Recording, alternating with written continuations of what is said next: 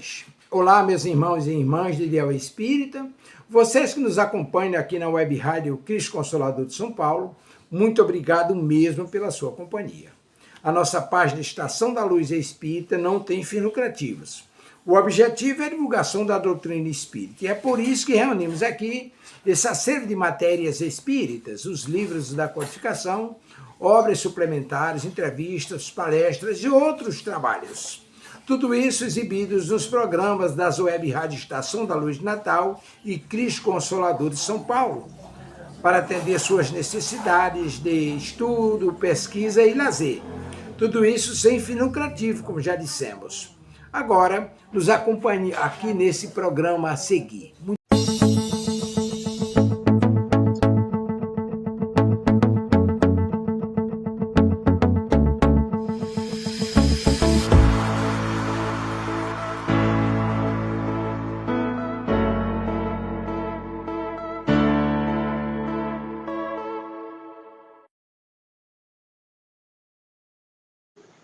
Boa tarde.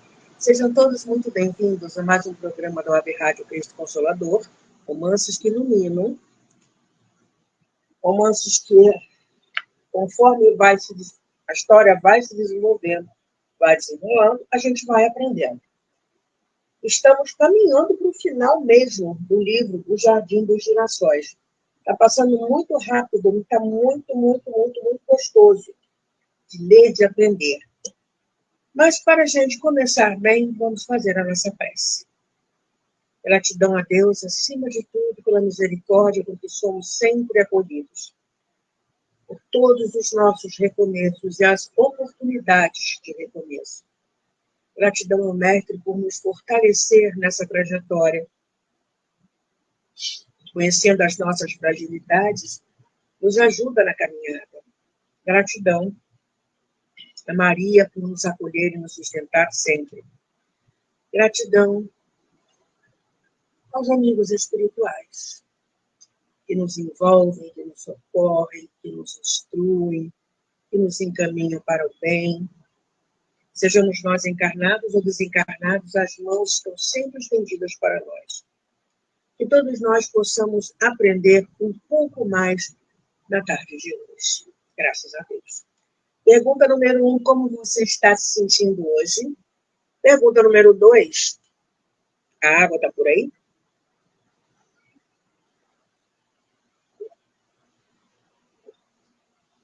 Bem, a gente viu no capítulo anterior que o pessoal foi para o centro e tal, conseguiram ir para o centro, apesar de tudo. Aquele monte de desencarnados foi junto, foram separados, os desencarnados ficaram no andar superior e tal, dependências espirituais. Todos os encarnados voltaram para casa e a Lenita se lembra que esqueceu o guarda-chuva no centro. Preciso voltar, porque foi o primeiro presente que o Alberto havia dado a ela. Né? E não paramos aqui assim. Não houve como convencê-la a esperar até o dia seguinte.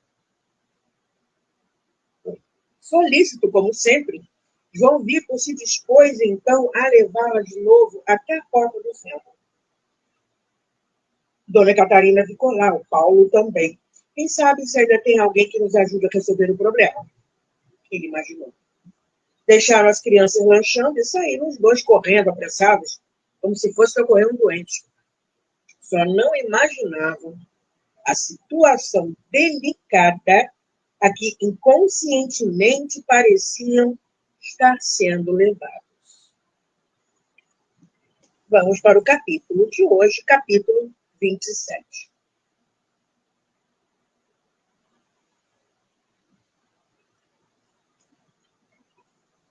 O centro estava todo escuro. Apenas uma das salas continuava a ser utilizada pelo grupo do qual fazia parte Dona Catarina.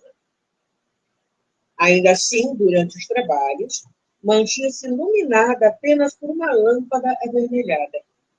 Ali acontecia a reunião mediúnica.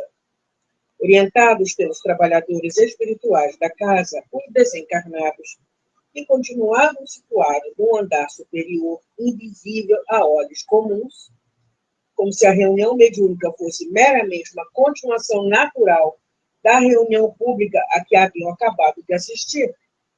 Então, os desencarnados se organizavam agora em uma fila e eram conduzidos um a um à mesa onde os médiuns mantinham-se concentrados em orações, passando-se então a sucederem-se as manifestações. Ok. Realmente é assim que acontece com uma sessão mediúnica.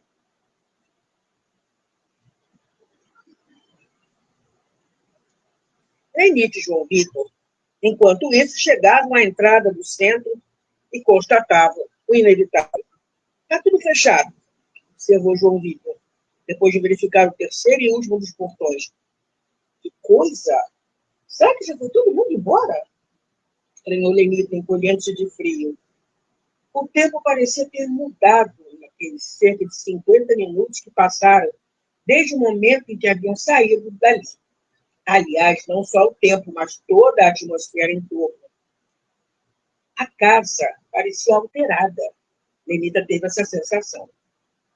Já estavam prestes a desistir quando avistaram um rapazinho da cantina apontando na esquina, com uma sacola de supermercado. Era o filho da nova caseira, que morava nos fundos do centro e cuidava da lanchonete. Haviam-se visto de relance quando subiram para assistir à palestra. Opa! Cumprimentou ele, já tirando do bolso a chave do cadeado.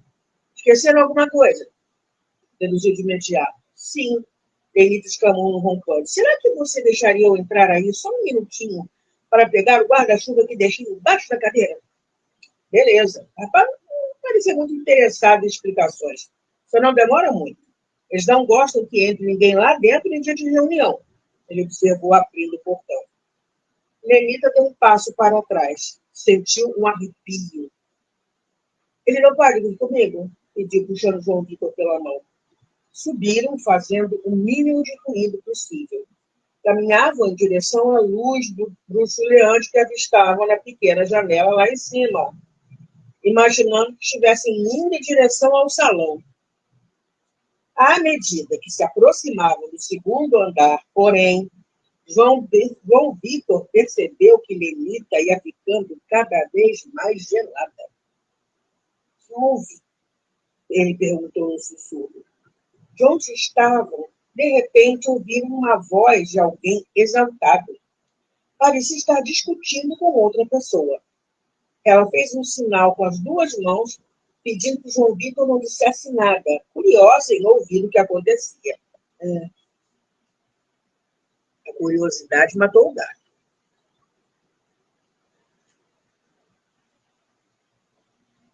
Era Chantifla. Ao aproximar-se da médium, já praticamente liberto dos efeitos da hipnose que o obrigara a permanecer no recinto até então, ele se mostrava bastante revoltado. Cambada de imbecis, não veem que não adianta me dopar para me obrigar a ouvir essas baboseiras? Meu ódio é maior do que tudo, ameaçava ele pelos lábios da médium. Procure se acalmar, irmão, tranquilizou o doutrinador. Estamos aqui para ajudá-lo a livrar-se desse ódio que tanto o prejudica. Não gostaria de falar um pouco sobre as razões que o mantém preso aqui na crosta por tanto tempo? Eu sei que estou obsediando uma pessoa que vocês acham que eu estou errado por fazer isso, respondeu ele um pouco constrangido pela firmeza do doutrinador. Mas vou contar a vocês tudo o que eu passei por causa dela, para que no final me digam se eu tenho ou não tenho razão de estar fazendo isso.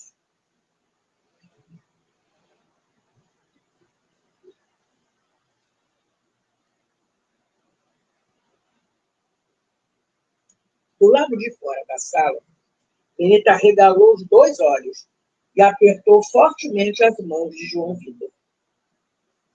Não seria melhor nós irmos embora? Ele sugeriu baixo ao ouvido dela. Não, vamos ficar, pediu ela, ainda gelada.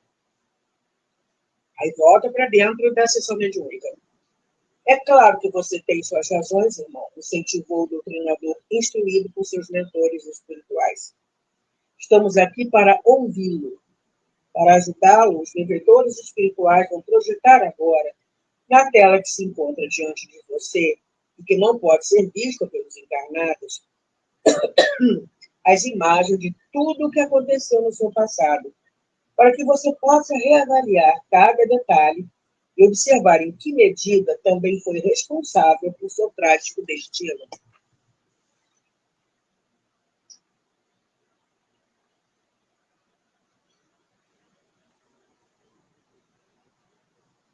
Enquanto o doutrinador o instruía, um dos benfeitores espirituais aproximou-se da médium, por intermédio da qual... Peraí que tem que virar a folha. Chante para se manifestar. Aplicou-lhe um passe revigorante, dirigindo-lhe fluidos de grande poder regenerador, luminosamente brancos, transmitidos igualmente com a mesma intensidade a Shantippa. Do lado de fora, sem que pudessem perceber, João Vitor e Lenita também eram ajudados por espíritos socorristas que auxiliavam no trabalho realizado na mesa mediúnica. Aos poucos, a luz começou a surtir efeito no espírito revoltado, e foi assim induzido a uma espécie de estado de regressão de memória. Em segundos, sua mente foi invadida por uma série de imagens que apareciam também na grande tela visível, na grande tela, visível apenas aos olhos dos desencarnados. Condicionado por essas imagens, o próprio Shantippa começou a narrar seu passado. Essas telas ectoplasmáticas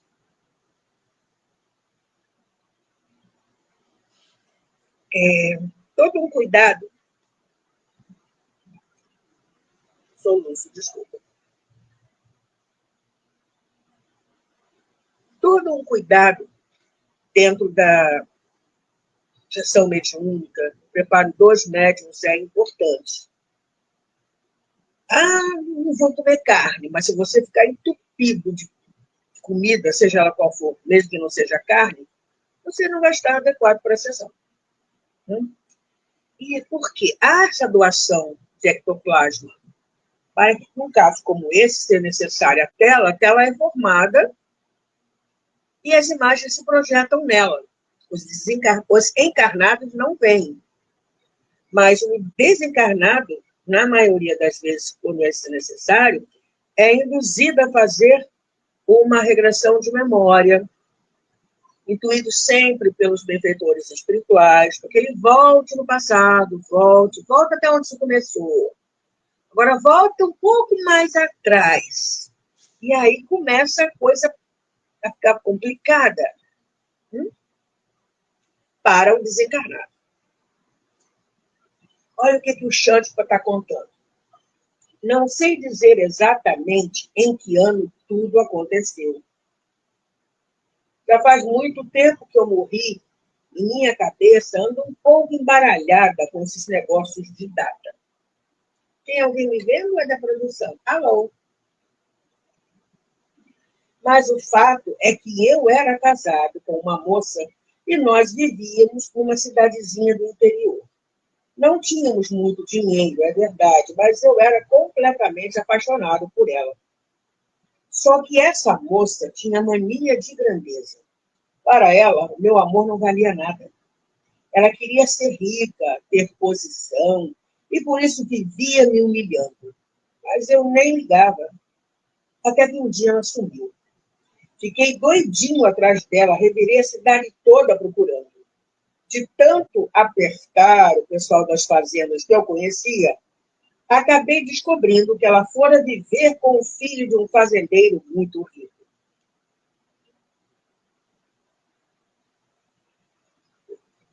No princípio, tentei me conformar, achando que aquela era a lei da vida, que ela merecia um homem muito melhor do que eu, que não tinha nem onde cair morto. E fiquei por aí, pelos bares.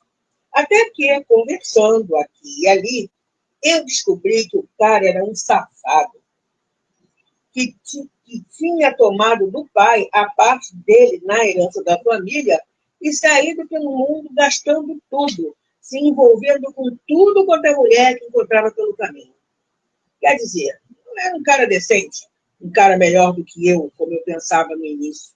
Tanto que, quando ele descobriu que a minha mulher estava esperando um filho meu, deu logo um chega para lá nela. Na época, ela chegou a me procurar, pedindo perdão e coisa e tal, mas eu estava muito ofendido.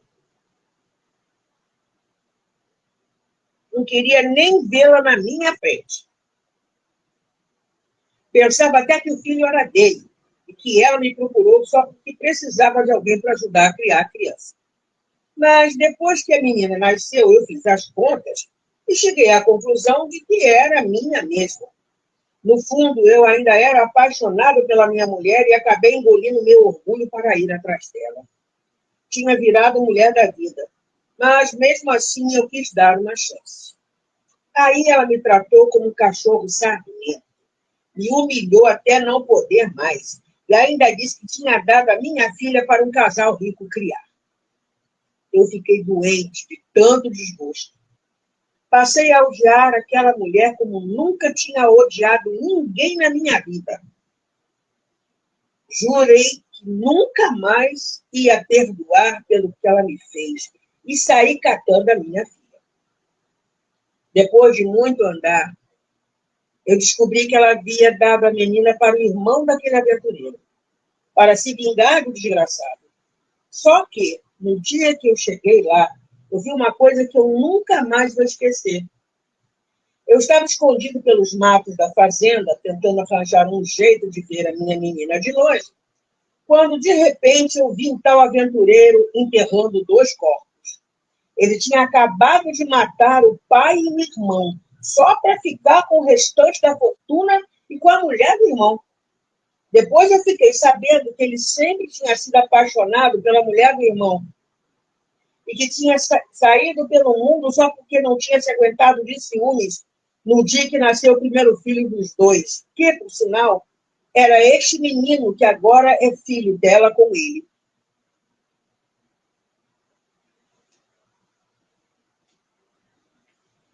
E o pior é que o pai dele, o velho assassinado, era louco por esse filho, a ponto de até ser injusto com o outro, que tinha ficado dentro de casa. Não precisava ter feito isso. Era só ele pedir que o velho dividia a restante da herança de novo com ele. O velho fazia tudo por ele. Pelo menos era o que o povo dizia. Fiquei muito assustado com aquela cena, revoltado mesmo com aquilo, mas resolvi sumir por uns tempos, com medo de denunciar o assassinato e acabar envolvido com a polícia. Só voltei lá cerca de 2 anos depois, disposto a tirar minha filha daquele lugar de qualquer jeito. E nesse período você não teve medo de que o aventureiro matasse também a sua filha? Perguntou o doutrinador. Para dizer a verdade, eu nem pensei nisso. Na hora, eu só queria mesmo salvar a minha pele, respondeu Xantipa um pouco envergonhado. Depois, continuou ele, comecei a me sentir muito sozinho e resolvi buscar o que era meu. Procurei o aventureiro e... Espera um pouco, interrompeu o doutrinador. Você decidiu buscar sua filha porque estava se sentindo sozinho ou porque queria alguém para cozinhar e lavar roupas de graça para você? Imagem na tela mostrava um barraco de Xantipa todo revirado, com roupas sujas e garrafas de bebida espalhadas por toda parte. Vendo essas imagens, Xantipa foi obrigada a admitir. Bem, eu achava que, já que ela era minha filha, não custava nada me dar uma mãozinha. Certo, continue, terminou o doutrinador. E o que aconteceu quando você chegou à fazenda? Na verdade, eu tive uma surpresa, porque tinha chegado lá armado, disposto a acabar de uma vez com a vida do cara, se ele não quisesse me ouvir. Mas ele me tratou com todo respeito e consideração. Acreditou que a menina era minha filha, mas pediu muito para que eu a deixasse ficar. Explicou que a mulher do irmão, com quem a essas alturas ele já se casara, estava muito doente, que era muito apegada à menina e que podia até piorar da doença se eu levasse a garota de lá. Então, a família amava a menina, considerou o doutrinador. A mulher parece que sim, mas ele não parecia ligar muito para ela. Sua única preocupação era evitar que a mulher sofresse. Imagine, camarada, que ele me disse, com o maior descaramento, que o pai e o irmão tinham sido misteriosamente assassinados e que não sabia mais o que fazer para consolar a infeliz da esposa. E quando ele disse isso, você fingiu que não sabia de nada, deduziu o doutrinador. E o que é que eu ia fazer? Além do mais, ele já estava casado com a cunhada e eu não queria confusão para o meu lado. Gente, que história complicada essa, não?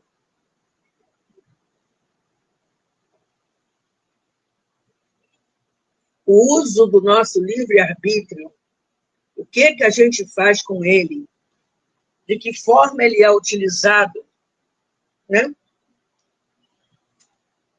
E pode dar uma confusão dessas. Vamos lá.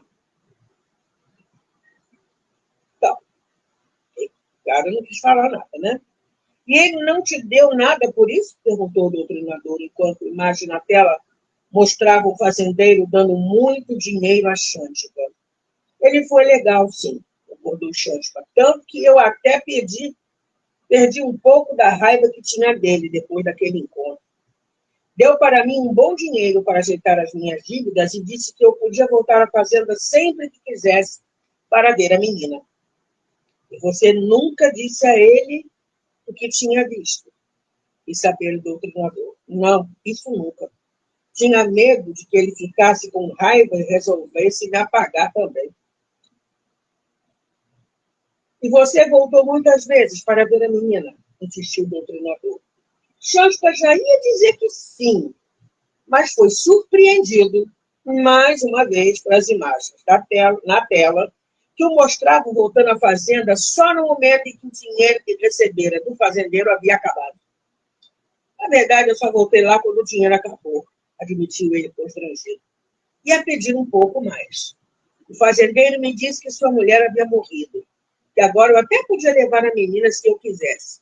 Ele estava muito triste com a morte da mulher. E você levou a menina? Perguntou o doutrinador. Eu fiquei um pouco assustado quando ele me fez essa proposta.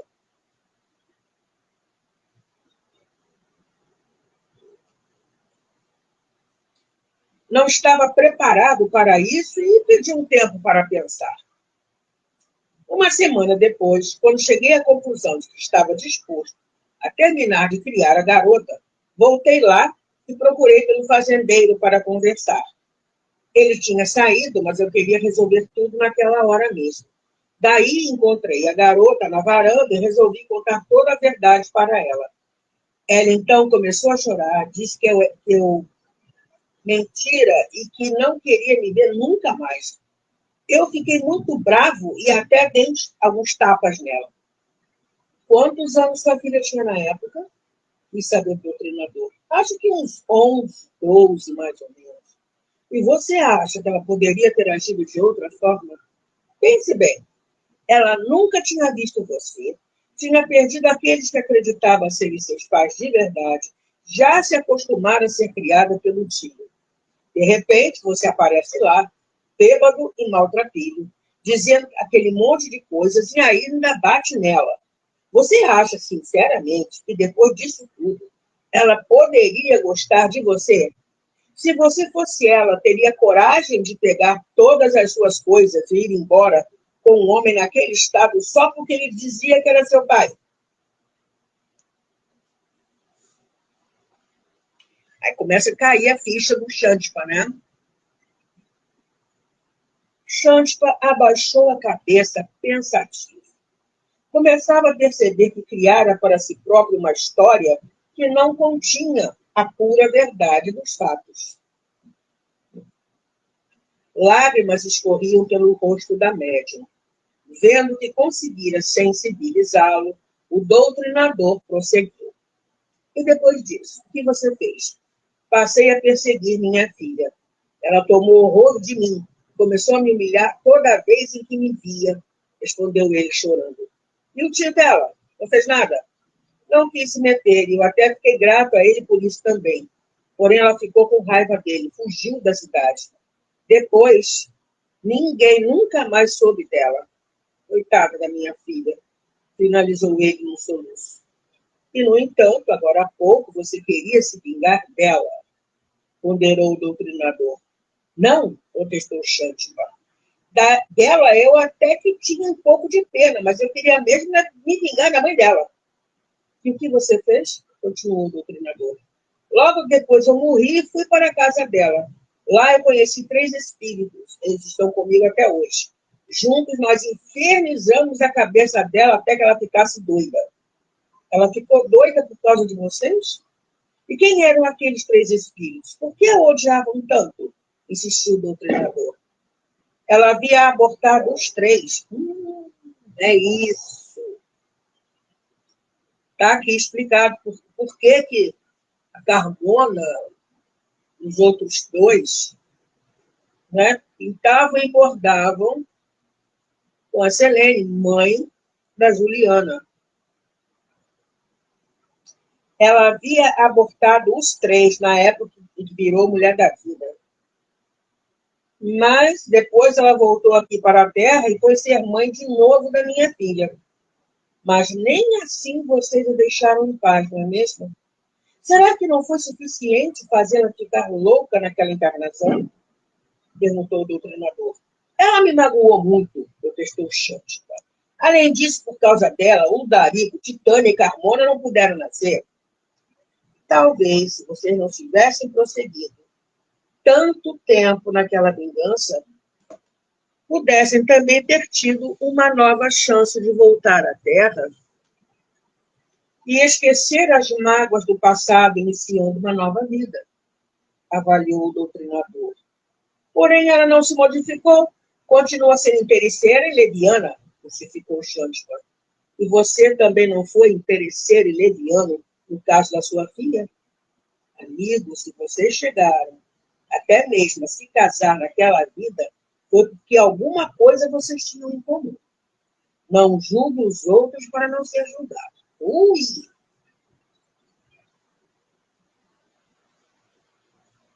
Nossa! Xantipa abaixou novamente a cabeça, envergonhado.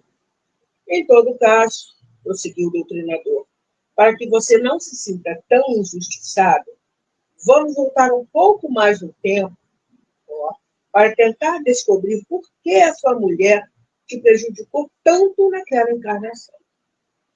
Imediatamente surgiram na tela imagens de um homem maltratando uma mulher com uma criança no colo. Depois de muito humilhá-la, ele abria a porta e corria para os braços de uma moça rica que o esperava na cama de um luxuoso quarto. Chega, implorou Xantipa. Eu me arrependo. Não continue mais me torturando desse jeito, eu imploro. Não quero ver mais essas imagens. Quero esquecer tudo isso. Pelo amor de Deus, me ajude a esquecer tudo isso. 2 espíritos socorristas se aproximaram da médium e conduziram Xantipa para outra fila de desencarnados, que aguardavam o término da sessão para serem levados a um posto de socorro no plano espiritual. Segundos depois, quando os trabalhadores da casa se aproximaram de Alberto para avisar-lhe que era chegada a hora de sua manifestação, ele soluçava como uma criança e pediu para não ir até a mesa. Eu entendi tudo, disse ele chorando. Eu me lembrei de tudo enquanto ele falava. Fui eu o homem que matou o pai e o irmão. Fui eu quem causou a desgraça daquela menina que hoje é minha filha. Calme-se, irmão, abraçou o socorrista. Você não precisa se manifestar se não quiser. Eu não quero que a Lenita e João Vitor me vejam nesse estado, chorava ele. Fui eu quem atrapalhou a vida deles. João Vitor era meu irmão, eu tinha apenas 34 anos quando o matei. Nossa, que reviravolta! Uau!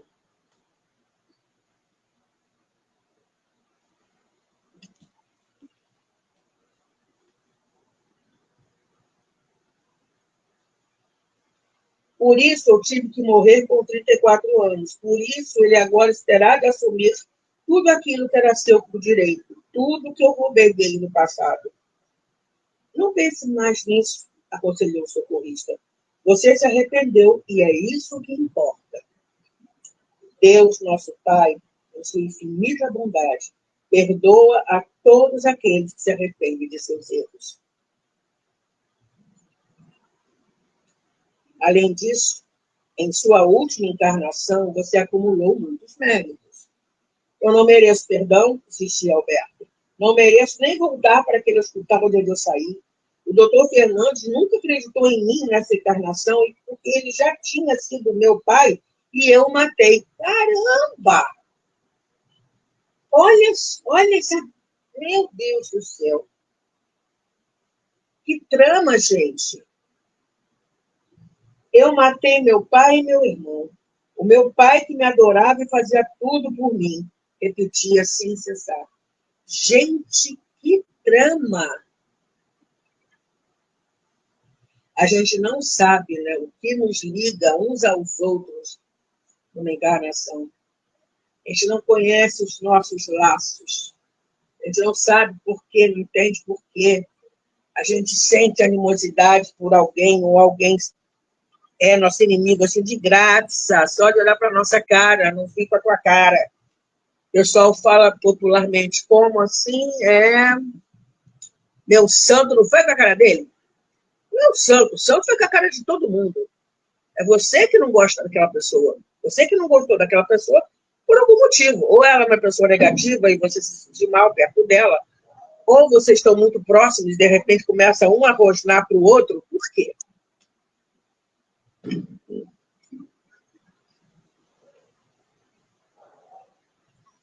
É o tipo de coisa que acontece também dentro de uma família. Né? Todo mundo vem junto para acertar as contas. Às vezes leva uma encarnação, duas. Vamos embora. Tem que resolver. Se alguém que eu já magoei, que eu já feri, me perdoou, esse alguém que me perdoou partiu. Eu continuo em curso nas leis divinas, porque toda vez que a gente erra contra as leis divinas, não contra o outro. A gente, ao errar contra o outro, a gente, a lei divina vai agir. Se o outro me perdoou, tchau e benção. Mas eu estou devendo. Se eu estou devendo, como é que vai fazer? Vai ser colocado em outro local, com pessoas com a mesma situação, para vivenciar e acertar os erros com a lei. Vamos continuando. E isso é misericórdia divina, para que a gente fique em paz conosco mesmo. Vamos aqui. Bom, está lá. Alberto só falando, né, de tudo que ele fez, tudo que ele fez. Dado seu estado, o socorrista foi obrigado a aplicar-lhe um passe calmante, o que fez Alberto adormecer rapidamente. Acomodado numa maca por dois outros socorristas, ele foi então conduzido à fila de desencarnados, onde se encontrava Xântica. Darico, Titânia e Carmona, também envergonhados e arrependidos após ouvirem a doutrinação de Xântica. Isso é muito interessante. O caso de um espírito serve para todos os outros, né? Tem pontos em comum, serve para refletir com outros espíritos que estão lá na sala mediúnica, mas não irão se manifestar. O Darico, Titânia e Carmona, também envergonhados e arrependidos após ouvirem a doutrinação de Xântica, chegaram logo em seguida. Como Alberto havia preferido não se manifestar, e ir direto para a fila de irmãos candidatos ao socorro. Naquela noite, muitos dos desencarnados presentes conscientizaram-se de sua situação após acompanhar o relato de Xântica. Assim, após mais 3 manifestações apenas, o dirigente encarnado encerrava os trabalhos com uma prece. Querido Pai Celestial, de amor e bondade, querido Mestre Jesus, querida Irmã Maria de Nazaré, Que esta sessão de hoje possa ter servido a todos nós, encarnados e desencarnados, como exemplo da misericórdia infinita de nosso Pai Maior, na qual nós devemos nos inspirar para perdoar também a todos os nossos irmãos. Que as histórias aqui contadas nesta noite possam funcionar como luzes no coração de cada um de nós, abrindo-nos os olhos da mente para as verdades eternas, para a essencial finalidade de nossa passagem aqui na Terra, para a nossa urgente necessidade de aprimoramento moral. Com o coração inundado por esta luz, nós nos rogamos, ó Pai, por todos os irmãos desencarnados que foram socorridos nesta sessão de doutrinação. Que cada um deles possa receber o auxílio e o apoio necessários no plano espiritual, que cada um deles possa ser acolhido com amor e bondade por nossos amigos do plano maior, a fim de que, em breve, eles também possam reiniciar sua caminhada evolutiva. Quanto a nós, Pai, só nos resta agradecer tantas dádivas e, sobretudo, pela oportunidade de crescimento que agora experimentamos. Dá-nos a força e a luz para que amanhã possamos acordar um pouquinho melhores do que éramos ontem, e a perseverança para que possamos continuar trabalhando na nossa reforma íntima. Que a vossa bênção possa nos acompanhar ao longo de toda esta semana e que todos aqueles que de nós se aproximem possam sentir uma fagulha da imensa luz que esta noite foi acesa dentro de cada um de nós. Assim seja. Lenita e João Vitor tinham os olhos rasos d'água quando Dona Catarina abriu a porta da sala e deu com os dois abraçados, juntinhos, sentados na beira da escada. Pareciam, ao mesmo tempo, assustados e comovidos. O que estão fazendo aqui? Aconteceu alguma coisa? Ela assustou-se.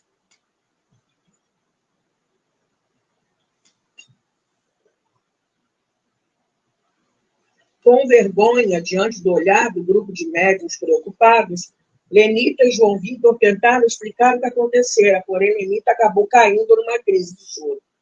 Está vendo? Perdão. É por isso que a gente toma tanto cuidado. A pessoa que não está preparada não tem condições de participar de uma reunião mediúnica. Fica impressionada, pode até entrar no estado de desequilíbrio. Talhou Dona Catarina, sem, contudo, deixar de lado o tom amoroso. Beba, querida, vai lhe fazer bem, disse outra senhora, estendendo-lhe um copo de água, com água retirada da jarra que ficara sobre a mesa. Na verdade, disse Lenita, soluçando como uma criança, não sei direito porque estou assim. Só sei dizer que não foi por mal. Eu não queria ter desobedecido à senhora. Está tudo bem, Lenita, disse João Vitor, abraçando-a. O rapaz não poderia ter deixado que eles subissem, comentou um senhor. Eu vou até lá embaixo conversar com ele. Disse muito tranquilo, já tomando o rumo das escadas, junto com outro senhor. Veja, disse delicada vindo da sala de palestras. Não chore. Acho que encontrei o seu guarda-chuva. Lenita e João Vitor desceram as escadas de mãos dadas, carinhosamente cercados pelo grupo de médiuns, embora não atinassem para o fato. Dona Catarina, que vinha logo atrás deles, não pôde deixar de esboçar, quase que não sai, não pôde deixar de esboçar um sorriso de contentamento ao vê-los assim, apesar de tudo. Mais do que ninguém, ela agora sabia que havia uma razão para que tudo aquilo estivesse acontecendo. As tramas do destino que a gente vai aprontando, armando para a gente, com o mau uso do nosso livre-arbítrio, nosso orgulho, vaidade, egoísmo, teimosia. Mas aí Deus é pleno de misericórdia, vai nos dando novas chances de recomeço.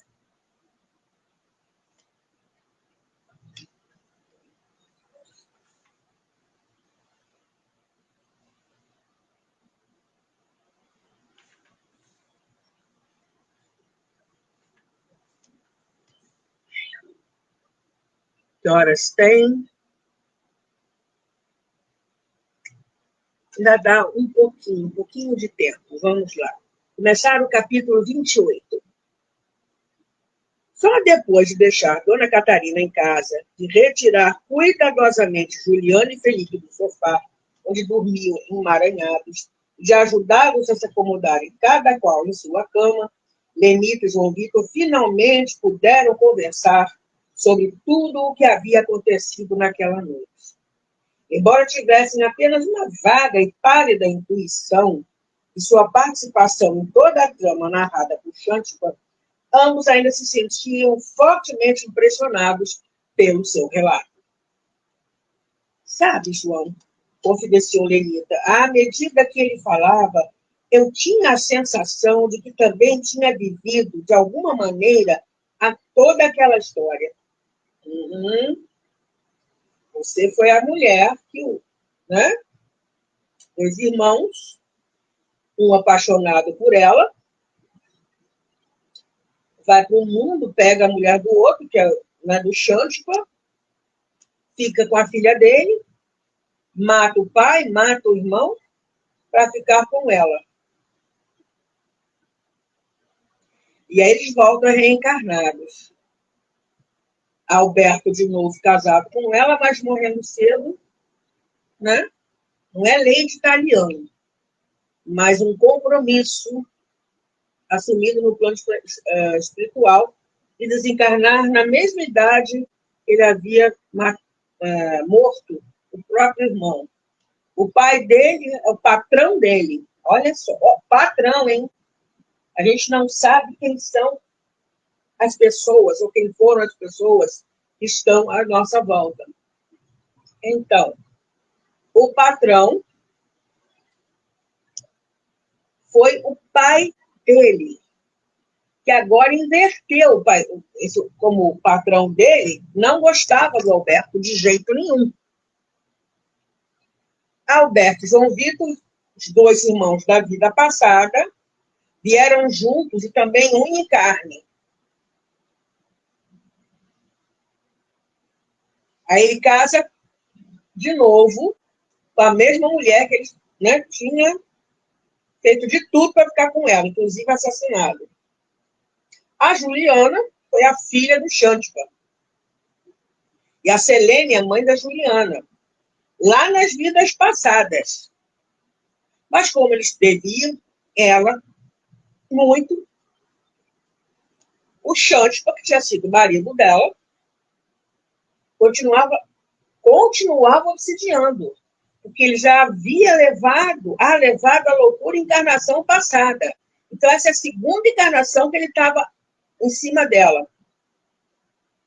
Olha só, porque a pessoa não muda, e aí abre as brechas para que, né, isso acontecesse. E aí, Juliana volta para aqueles que foram no início, né, que a criaram, Alberto e a Lenita. De novo, a Lenita não é mãe dela, mas a criou. Alberto também a criou, filha dele, aí foi filha dele, biologicamente falando, e deu toda a atenção, todo o carinho que a Juliana merecia nessa encarnação. Olha a trama. Então tá. Eu ia começar o capítulo 28,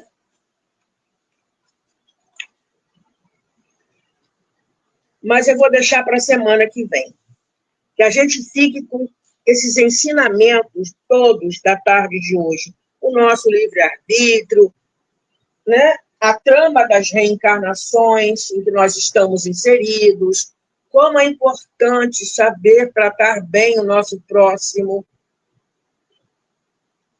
a importância da doutrina espírita na nossa vida, nos mostrando o melhor caminho, nos fazendo entender tudo isso. A necessidade da reforma íntima para a gente, né, não abrir a porta do nosso interior para nenhum companheiro espiritual menos feliz. Nenhum de nós aqui é santo, todos nós temos um passado. Tudo isso num capítulo só. Caramba. Tem uma pessoa que está me vendo, olá. Convido, então, se quiser me acompanhar na prece de agradecimento e encerramento, possamos dizer assim: gratidão, Pai, gratidão profunda por todos os recomeços que nós já tivemos.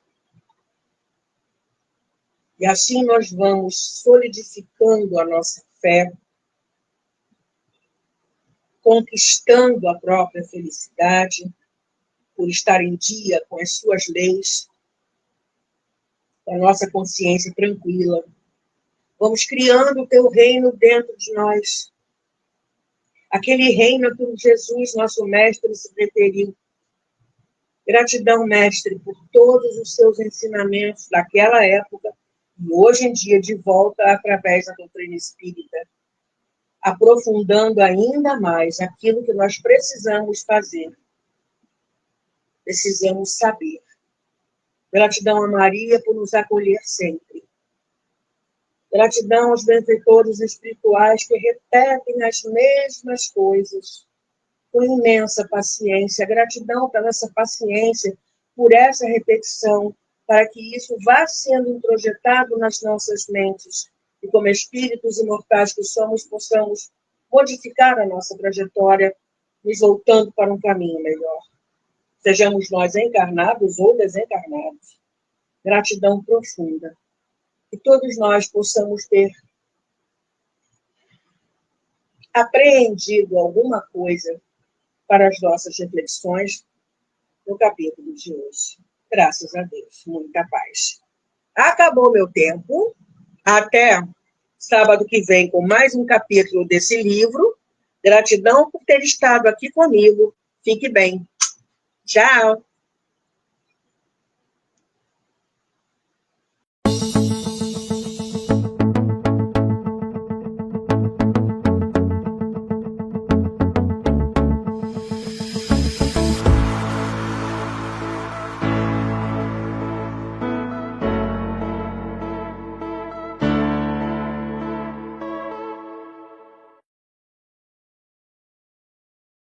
Chegamos ao final do nosso programa. Muito obrigado por ter nos acompanhado nesse trabalho e aguardo você na próxima atração.